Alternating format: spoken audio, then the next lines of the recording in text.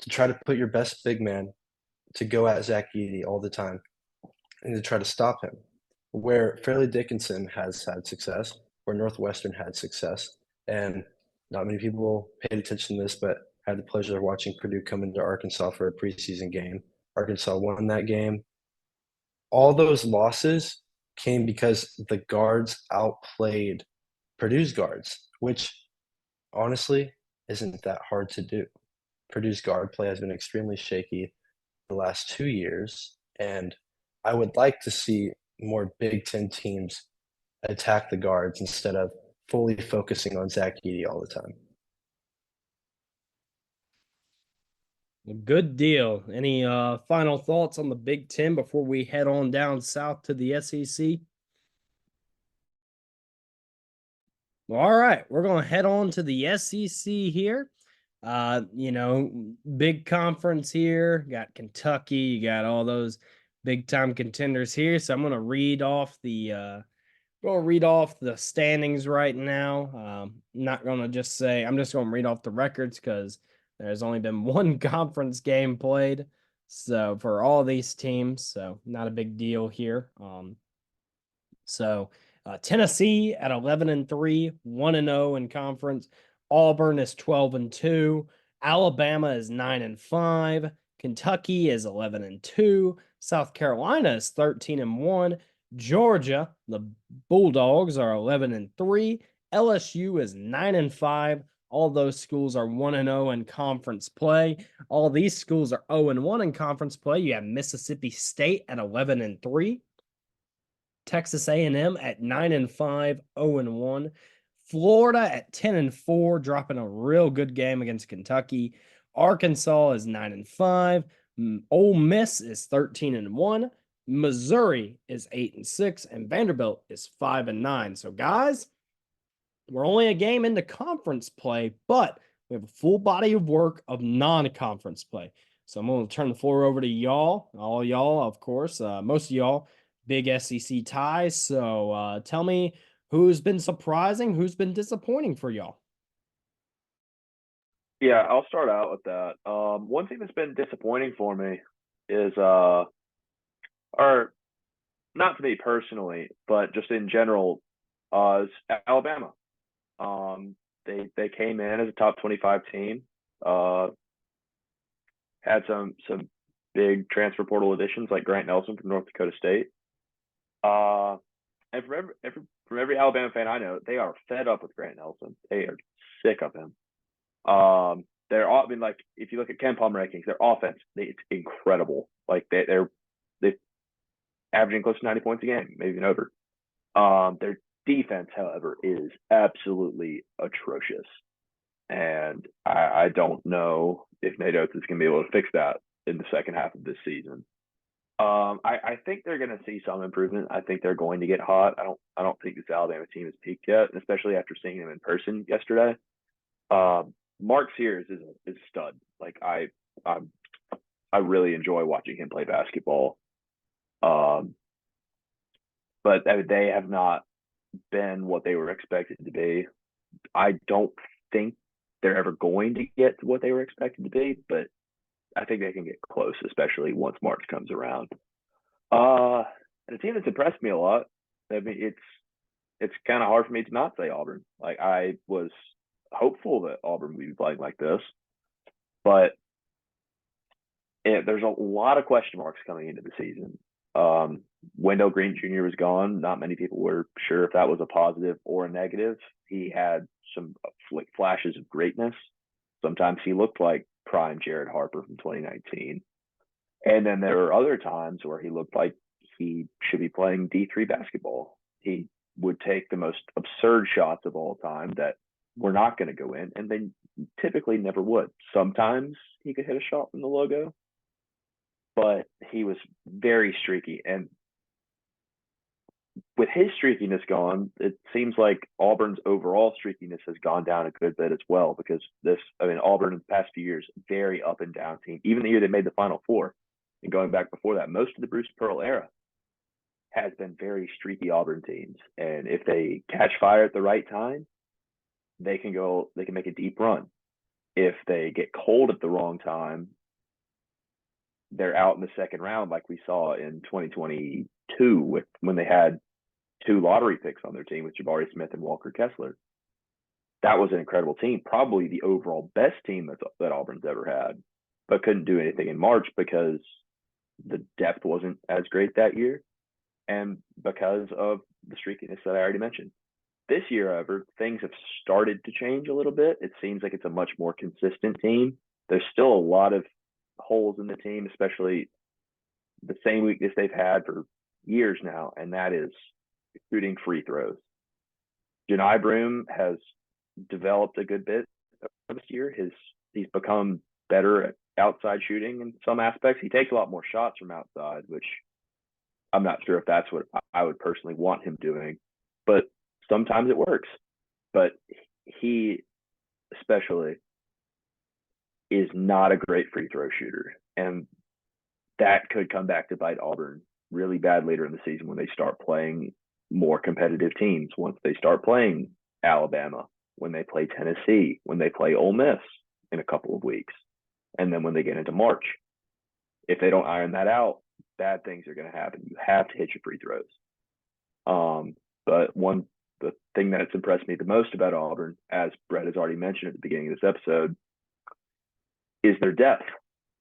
This team is 10 deep. Like, Lior Berman wasn't even supposed to be on this team. He went to grad school at Auburn, had the extra year of eligibility, but wasn't going to be on the roster. And then Auburn had a roster spot open up because one of the guys they were targeting in the transfer portal opted to go somewhere else. And Bruce Pearl asked Berman if he wanted to come back on. And Berman hasn't been as good this year as he has been last year, where he was just a lights out shooter and not really much else, complete defensive liability.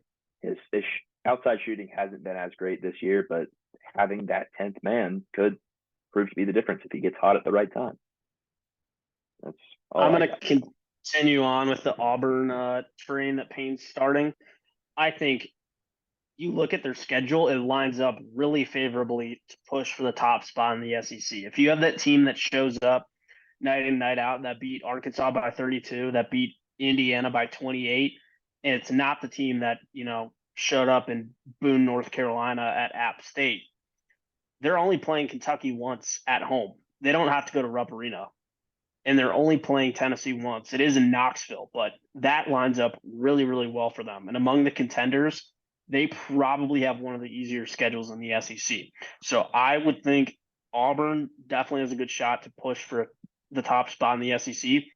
But like Payne was saying, it really comes down to a few factors: their depth, Janai Broome's play, and just if they can find the consistency to play to their full potential, because they've shown that they can blow out top 40, top 50 teams if they play well.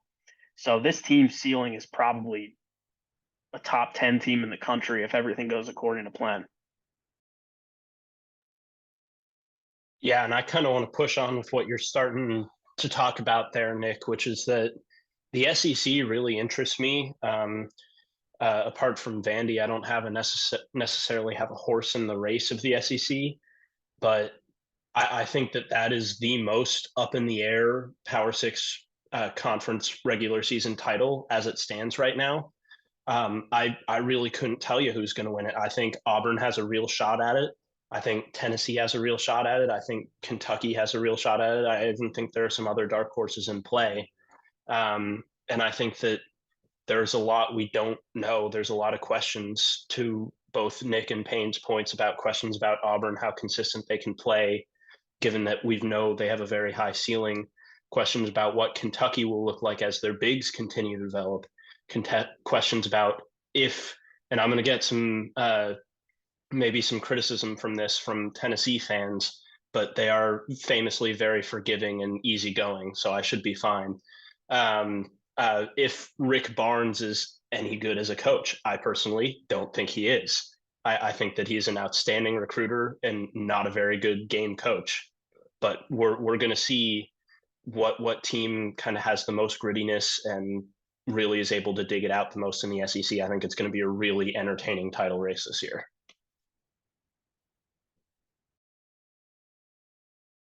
So I my only concern with Auburn, and Payne will tell you he's seen this happen a lot, and it's just hard to win on the road in college basketball. We know this. We watch the game a lot. I'm just worried about some of those games tripping up Auburn and it creating kind of a downfall. Now, it hasn't yet.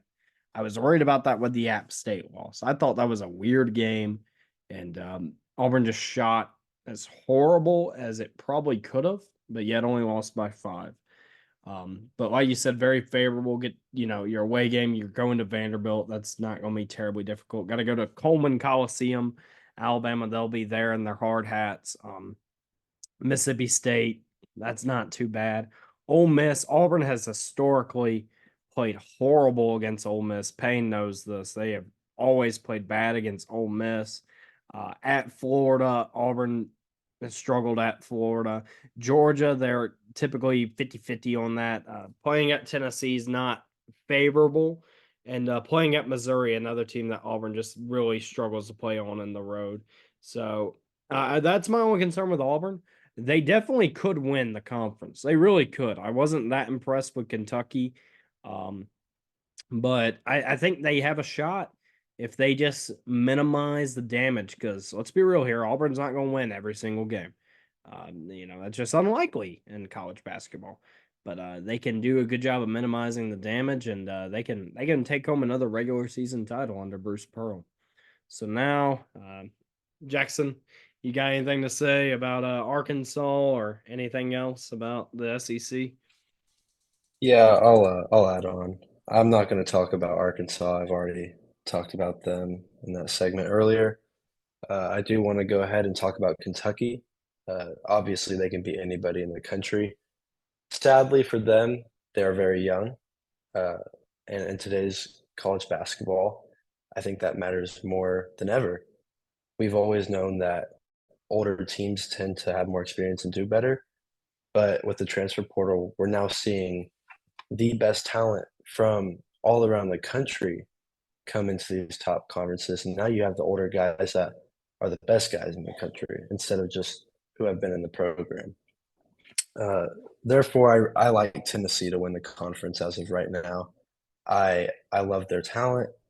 They've proven themselves over and over again in the regular season for the past few years. Now, when it comes to the tournament, no faith in Tennessee. They've given me no reason to believe in them. And that's where I think a team like Kentucky can go farther. As the league as a whole, I think is really deep. Sadly, I think they're too close to where they're going to beat each other up. And there's going to be a couple of teams that get left out of the tournament, and it's going to suck for them. But overall, the SEC should get about 7 teams in, I think. Definitely not as talented as the past few years, but really good coaching in the SEC right now. So, well, good deal, gentlemen. I believe we're ready to move on to the next conference. That is the Pac-12 in its farewell season. Pac-12 hoops. I'm going to start off with Brett on this one because I know he's pretty fired up to talk about the hoops. But before we get to you, Brett, we're going to read off how those teams are doing right now. At number 1, Oregon, the Ducks at 12-3, 4-0 in conference play. Number 2, Arizona State, Sun Devils, Big 12 bound, 10-5, 4-0 in conference play. Arizona, also Big 12 bound. I forgot to say Oregon is Big 10 bound. Arizona, Big 12 bound, 12-3, 3-1 in conference. Utah, Big 12 bound, is 11-4, 2-2 on the year. Colorado, also Big 12 bound, is 11-4, 2-12 in 2-2 in conference. Excuse me.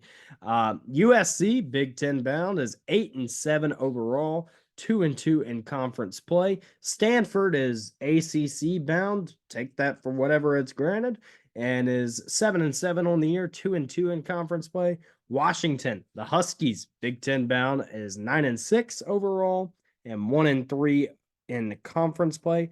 Washington State, their fate is to be determined, is 10-5 overall and 1-2